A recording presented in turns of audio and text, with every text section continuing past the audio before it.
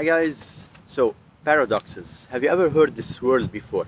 Paradox. The first time I heard this word was when I was watching Star Trek. It was in this particular scene. We wanted to see if you had the ability to expand your mind and your horizons. And for one brief moment, you did. When I realized the paradox. So as you know by now, I'm a big fan of Star Trek and I love to watch all the episodes. And when I watched the last episode of The Next Generation, I was introduced to this concept of paradox. So it really intrigued me and I began researching paradoxes because I'm always eager to research more and more about all this life and all this existence to be able to find a meaning to our whole existence, let's say.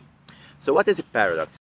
A seemingly absurd or contradictory statement or proposition which when investigated may prove to be well-founded or true. So if you want in another way, paradoxes are the complete opposite of logic. So it's like situations that happen in life, situations that are present in our life, in our existence, that when you think about them, your mind just goes just tells you I cannot handle this, it's more than I can handle. It's like something that your mind does not have an answer to.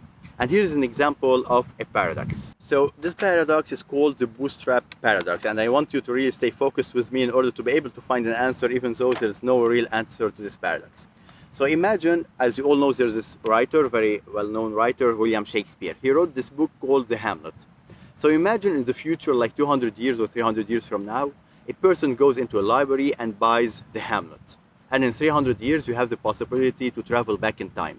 So this person buys a copy of The Hamlet and goes back in time to a period where William Shakespeare did not write The Hamlet yet. And he goes to him and he gives him a copy of The Hamlet.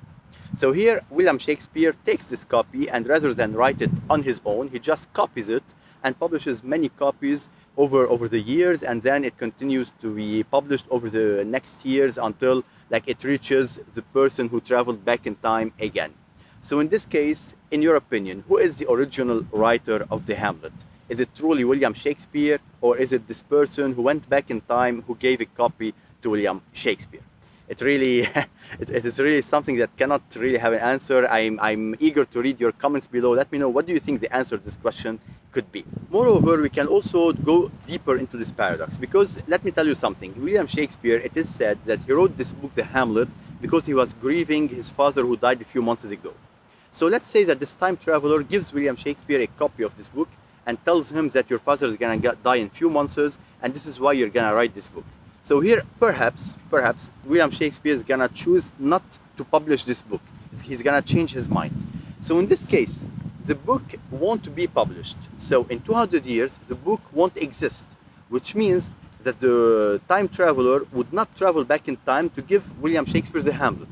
However, the time traveler is already in William Shakespeare's timeline, even though he did not really travel back in time. I know it's a lot to process in our minds. But in this case, if the time traveler did not really travel back in time to give William Shakespeare The Hamlet, because The Hamlet did not really exist in the first place. So what happens to this time traveler who is already in the timeline of William Shakespeare?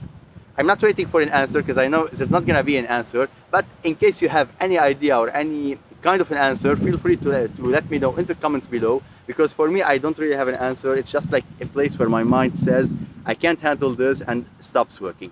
And this is a very good example about paradoxes. These are the type of paradoxes that we really live and we really have throughout this existence and this life. So make sure to stay tuned for more upcoming videos, because I'm gonna talk more and more about the subject of paradoxes, about how life in itself is or can be a paradox, about how paradoxes can also define our life and our existence. I'm gonna be showing you more examples about some really mind-blowing paradoxes to arrive to a conclusion whether life is a paradox or not in itself actually. So I hope you enjoyed this video. I hope it gave you an idea about new things perhaps that you did not know about, and I'll be seeing you next time. Cheers.